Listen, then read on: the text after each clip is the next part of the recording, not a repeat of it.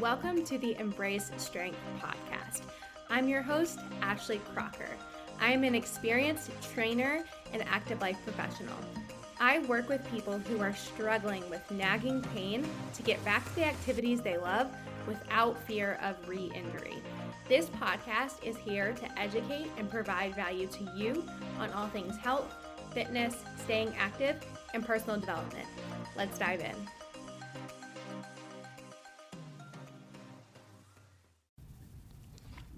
Hello crew, hello my podcast fam. Welcome to another episode. I'm stoked for today's episode because honestly, I get pretty fired up about a topic like this and I'm excited to just get into it. So today I'm chatting through why you might still be dealing with pain even with smart programming. Here's your missing link. And the missing link is probably a lot more simple than you expect, but here it is. You probably need customized programming built for your body. I will say this until the cows come home. If you are dealing with a specific ache or pain in your body, no matter how smart the program is, no matter how well thought out the program is, like you're gonna need customized programming to fix your issue.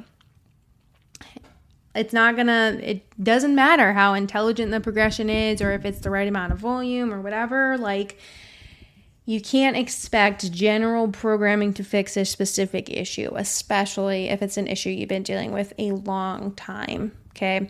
I'm not talking about, the person who is not working out at all, then you go into doing a generalized program and your body feels great, right? Like we love that. That is good. But for a lot of people, I see people following these generic splitted programs because they're cheap, they're all the rage. And I get it. Group fitness classes, they're fun.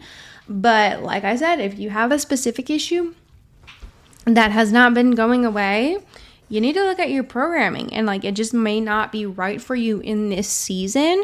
And that doesn't mean you can't ever return back to it. In fact, you should return back to it when it's appropriate, but your body needs something specific. And here is an example. So if your leg, let's say your left leg is 70 to 80% weaker than your right leg, and you're only doing bilateral movements and you're never giving that side any extra attention, you're not doing single leg, you're going to continue dealing with that back pain or knee pain until you start addressing the issue and following a program that meets your body where you're currently at right now. I see a lot of people trying to follow programming that isn't made for where they want to be, where their body wants to be, but that doesn't work when your body is dealing with an issue. It doesn't work when your body's dealing with pain, no matter how bad you want to make your body fit into the program. It's just not going to work. And I say this speaking from my experience too, because I know that what it's like to be wanting to be able to do a general program and all these things. And what I have come to accept with my injury history and the patterns I've seen in my body in the past 5 years is I can't do 100% generalized programming or I will be in pain. Where I'm at right now with my, recovery pain situation is I'm able to do general programming 2 times a week, and then the rest of my programming, it has to be customized or I will be in pain. And I've teetered over and tried to do 3 days a week, 4 days a week of general stuff, and it just does not, my body does not like it. My body doesn't feel the same, and it makes sense because I do have a lot of limitations and things going on because of my ankle thing. But yeah. And another example that I can share with you guys is let's say you are dealing with back pain and you are majorly squat dominant and you're super weak in your hinge pattern, you should be hinging more than you're squatting and do less squatting for a period of time. But if you're following a general program, like it's probably even or, whatever, depending on the cycle you're in. But that's another example. And it's like a layer deeper than that is, when you do hinge, are you feeling the right muscles? Because if you're not feeling the right muscles when you're hinging, then you're actually not getting the most out of the exercise in the first place. That's another layer to it. So it's like, yeah. And if you are somebody that has been following great programming, but your hip is hurting, your back hurts, your knee or your ankle, like any of those scenarios, then you could benefit from my DIY mini movement audit. This is where I walk you through 3 lower body mobility screens to begin the process of figuring out why your body feels the way that it does despite doing everything right.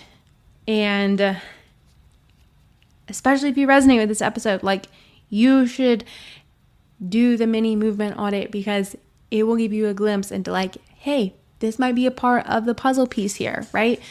And things start to make sense. My favorite part about doing assessments on people is being able to show them all the puzzle pieces that are a part of why their body feels the way that it does. And I love describing it that way because it just starts to make a lot more sense. A lot of times when you're dealing with pain and you're an active person, it's like confusing, it's frustrating. Why is this happening? This doesn't make sense.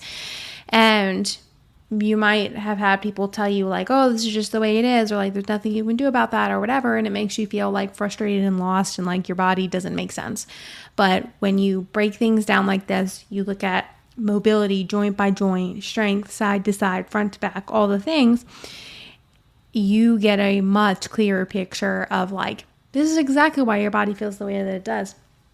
And it shows you like, this can be changed, this can be worked on, this can be improved. And I think that's like a sigh of relief. I think that's good news. And I think for most people that also feels like good news too. So all that to say, if you resonate with this, get my DIY mini movement audit. And let's start to uncover the reason why you feel the way that you do. And if you go through the mini movement audit and you want a full assessment, there's information on that. But if you want a little taste, get the mini movement audit. A link will be in the description. And I will talk to you guys next week. If you like this episode, be sure to subscribe so you don't miss an episode. And share this with one of your friends, one of your gym buddies. All right, talk to you later.